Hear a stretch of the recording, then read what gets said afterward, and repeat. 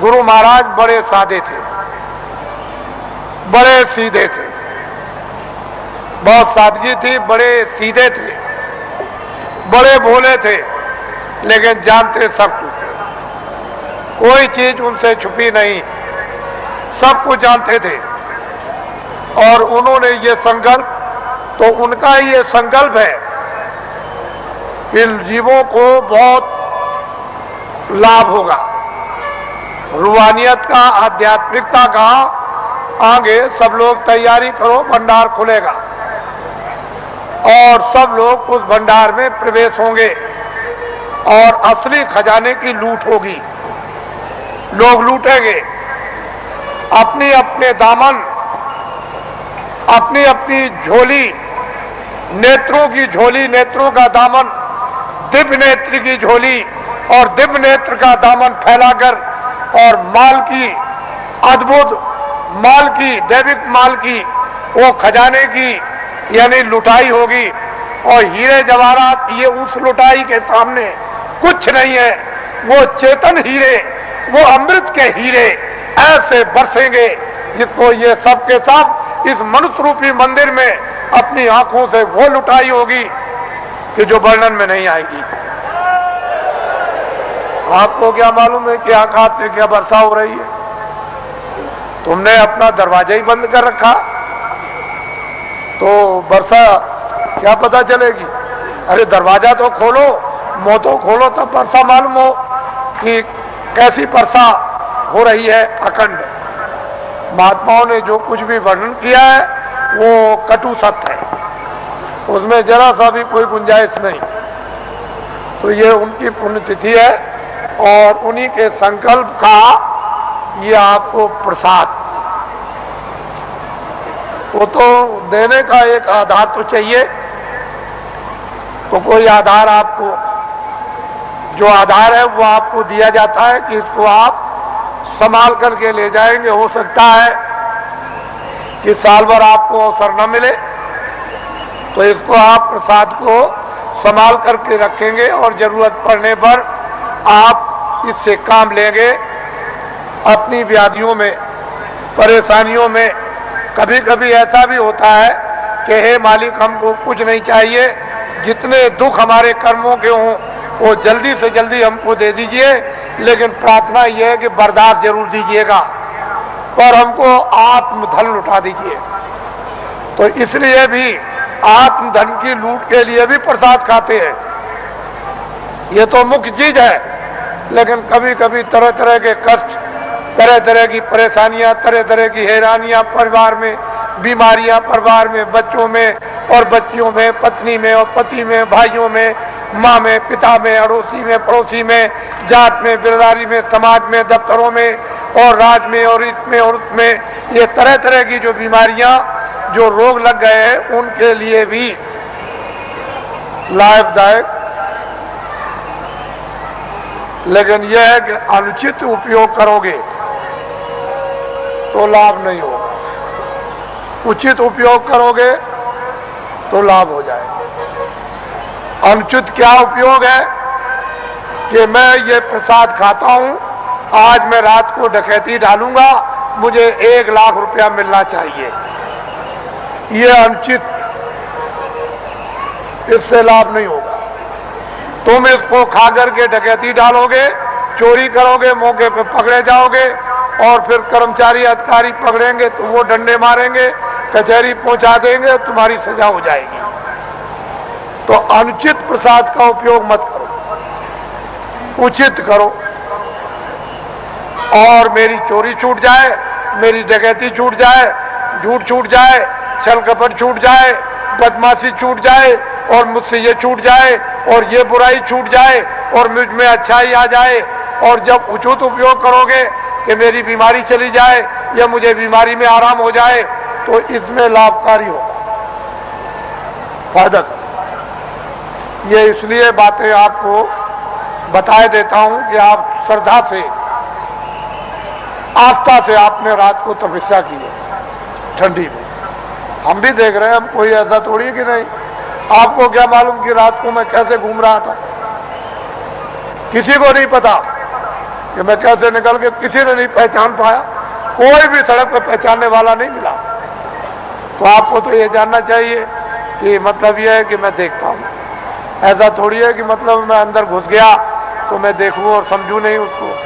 तो ये सब मैं देखता हूँ कि आप अंगों से तपस्या कर रहे हो और तपस्या का फल आपको मिलेगा। ठीक है, आपने शरीर से गुनाह किए हैं, बुरे काम किए, पाप किए हैं, आपने, ये ठीक है कि आपके ऊपर जमा है, लेकिन तपस्या अपनी जगह।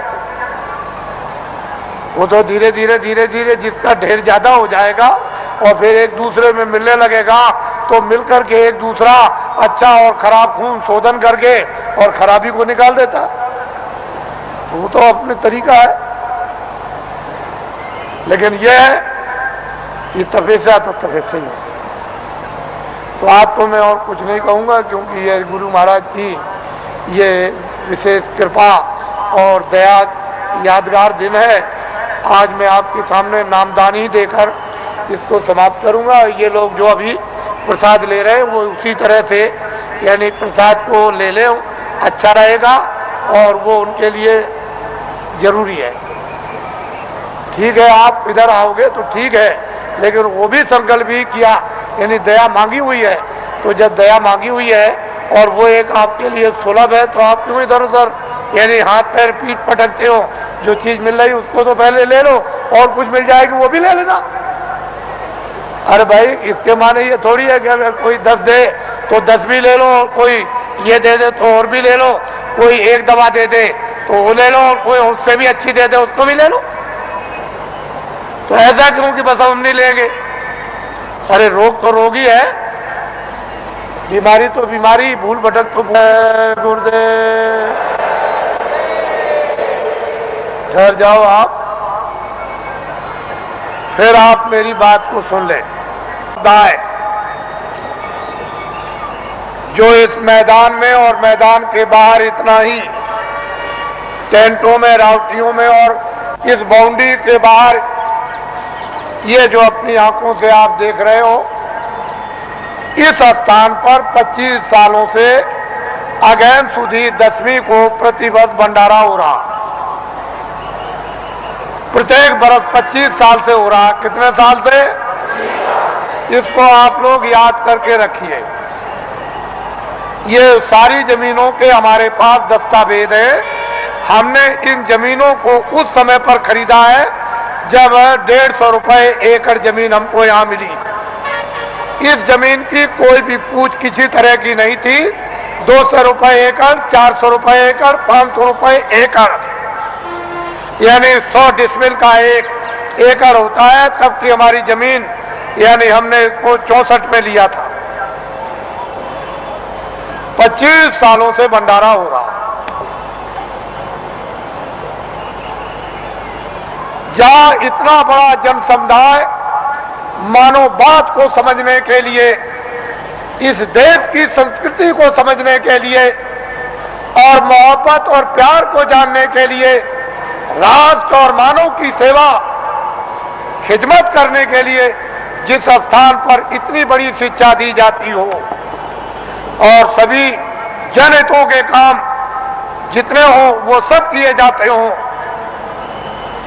तो आप लोग बुद्धिमानी से काम लो।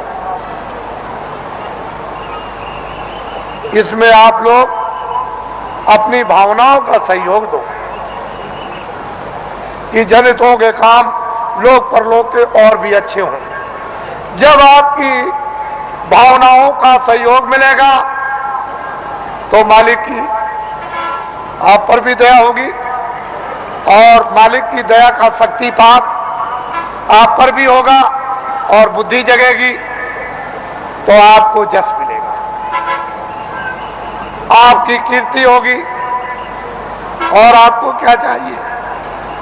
किसी को देश में सात्विक जस, उसकी कीर्ति हो, इससे इस लोक में और कौन सा सौभाग्य प्राप्त होगा? लेकिन 25 सालों से हो रहा। एक स्थान पर मथुरा वृंदावन में किसी भी आश्रम में इतना आदमी नहीं आता। आप देख रहे हो कल नगर दर्शन फेरी आप सब लोग सभी प्रांतों से आए हुए नगर दर्शन फेरी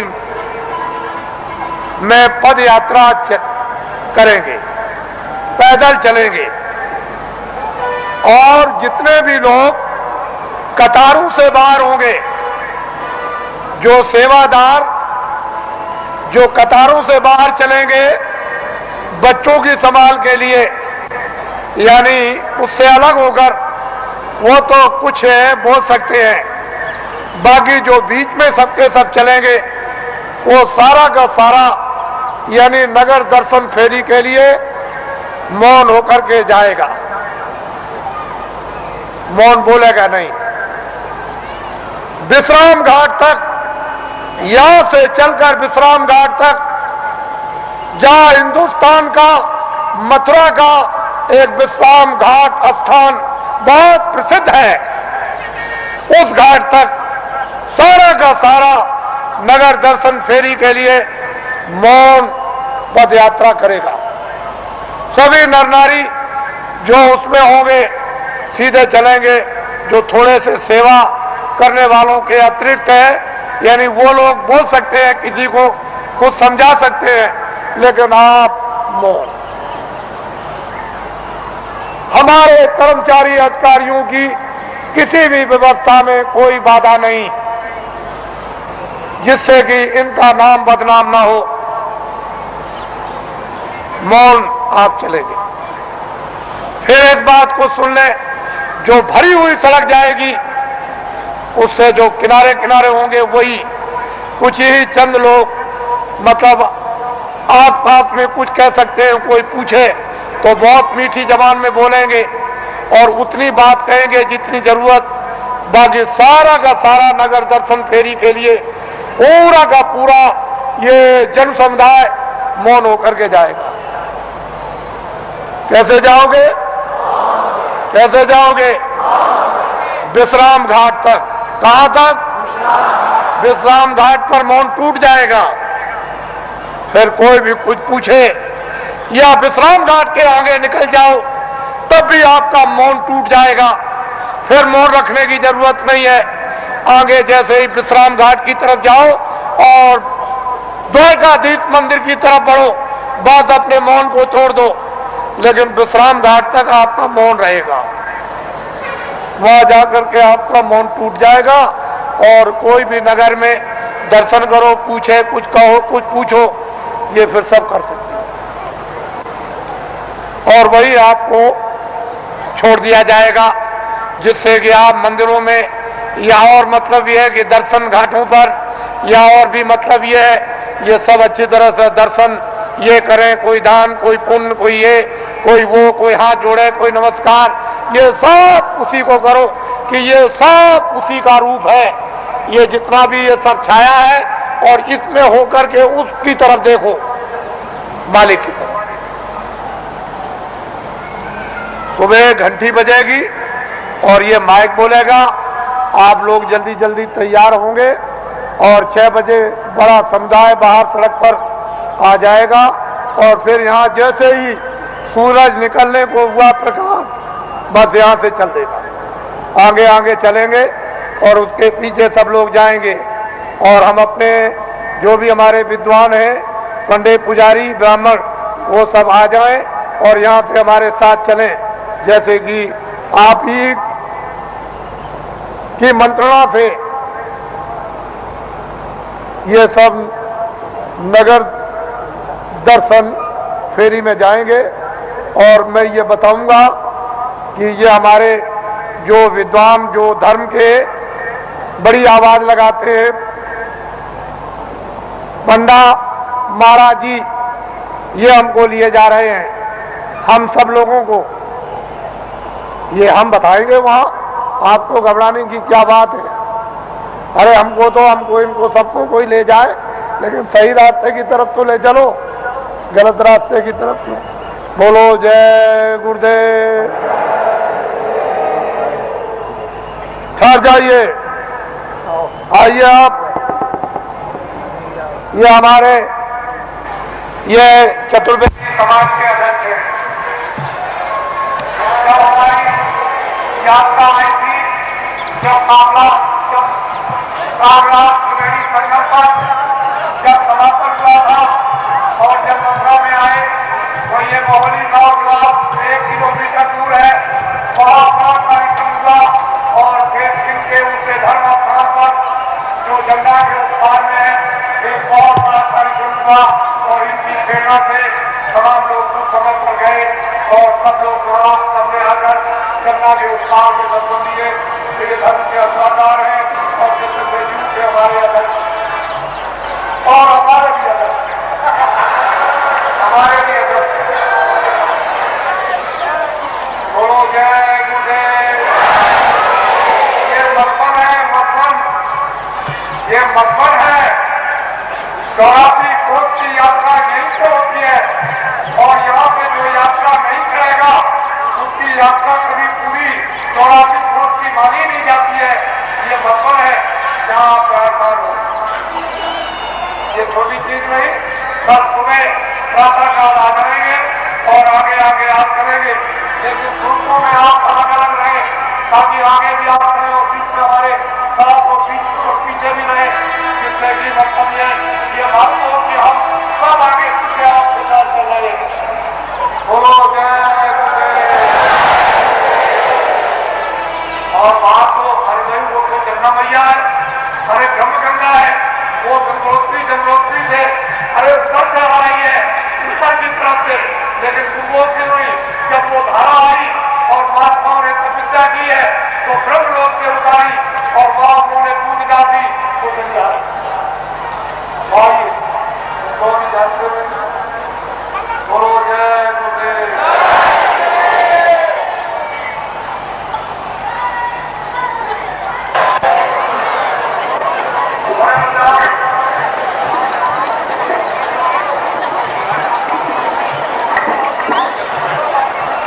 Because